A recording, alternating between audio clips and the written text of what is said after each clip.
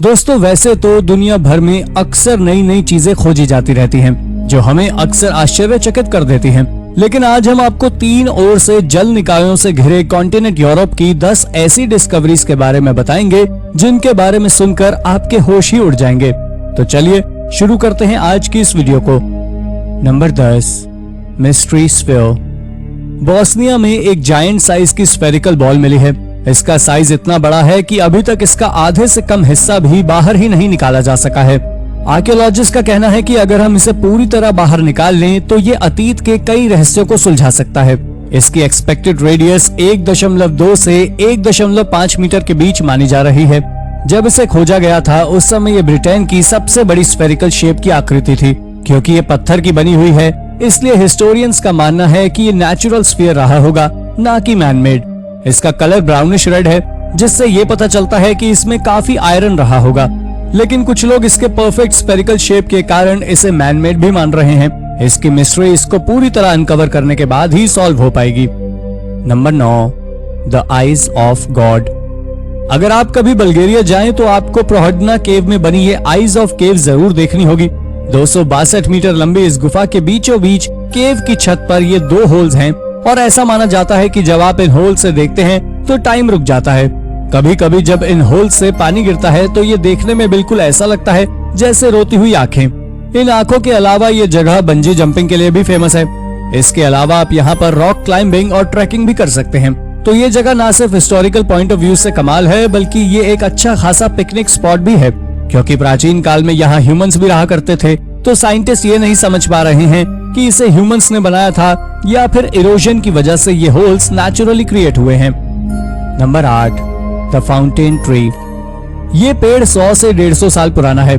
इस मलबेरी के पेड़ के तने के बीच में होल है और इस होल से इस पेड़ के नीचे के स्प्रिंग का पानी कुछ इस तरह निकलता है कि देखने में ये किसी सुंदर फाउंटेन जैसा लगता है। वैसे तो इसका नाम मोंटेनग्रोस गशिंग वाटर ट्री है, लेकिन लोग इसे फाउंटेन ट्री भी कहते हैं। हालांकि हमेशा इस पेड़ से फाउंटेन नहीं बहता, बल्कि सिर्फ भारी बारिश के समय में ये पेड़ वाटर फाउंटेन में कन्वर्ट हो जाता है।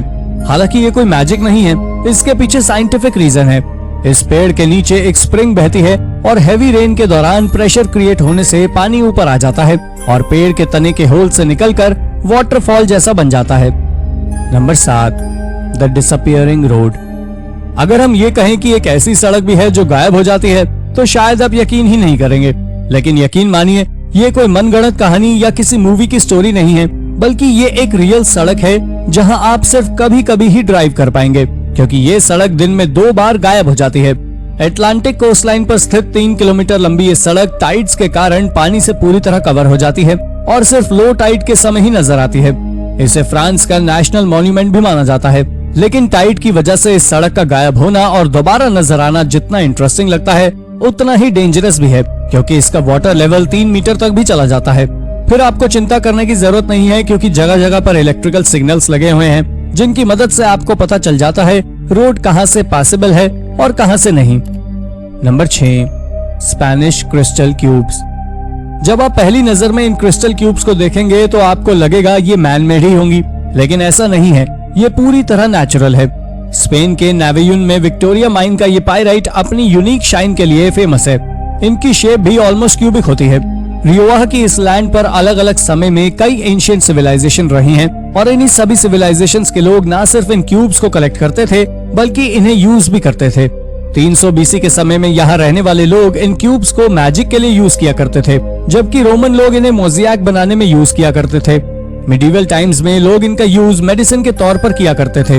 हालांकि ये इतने शार्प होते हैं कि इन्हें खाना तो पॉसिबल नहीं होता, फिर भी मेडिसिन में इनका यूज कैसे होता था, इसके बारे में साइंटिस्ट को कोई आइडिया नहीं है।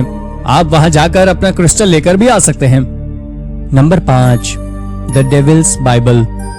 डेविल बाइबल को दुनिया की सबसे रहस्यमय और खतरनाक किताब माना जाता है, क्योंकि ये किताब किसने और क्यों लिखी थी, इसके बारे में आज भी किसी को कोई जानकारी नहीं है। कागज के पन्नों की जगह इस बुक में चमड़े का इस्तेमाल किया गया है। 160 पेजेस की इस बुक का वजन 85 किलोग्राम है, यानी अकेले तो आप इस बुक को उठा भी नहीं पाएंगे।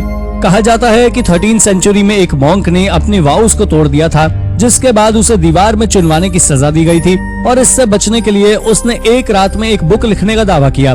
और जब उसे इसकी परमिशन मिल गई तो उसने बुक लिखना शुरू कर दिया। लेकिन थोड़े ही टाइम में उसको रियलाइज हो गया कि वो अकेले एक रात में ये बुक अकेले नहीं पूरा कर सकता, और तब उसने प्रेयर करके एक शैतान को मदद के लिए बुलाया।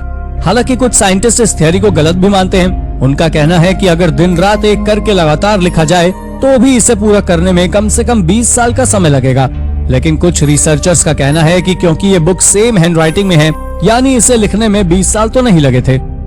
Number 4, the crooked forest. Poland का ये ईरी फॉरेस्ट वर्ल्ड वॉर 2 के दौरान बना था। इस जंगल की खासियत है इसके अजीब शेप वाले पेड़। यहाँ के 400 क्रूक्ड शेप के पाइन ट्री, इन पेड़ों का तना अपने निचले हिस्से से 90 डिग्री एंगल से मुड़ा हुआ ही उगता है और लगभग 90 सेंटीमीटर तक बेंट होकर ये सी शेप बनाते हैं और फिर स्ट्रेट हो जाते हैं। ये पेड़ लगभग 15 मीटर तक लंबे होते हैं। इन पेड़ों की हेल्थ पर इनके बेंट होने का बिल्कुल भी असर नहीं होता।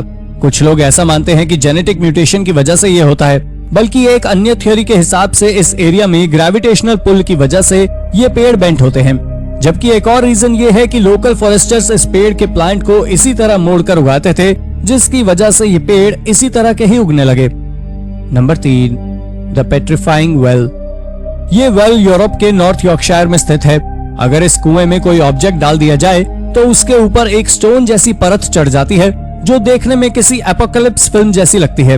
सदियों तक लोग ऐसा मानते थे कि इस कुएं को किसी डेविल का शाप मिला था। इसका शेप भी देखने में किसी स्कल जैसा लगता है और लोगों का मानना था अगर वो कुएं को टच करेंगे तो वो भी पत्थर के बन जाएंगे।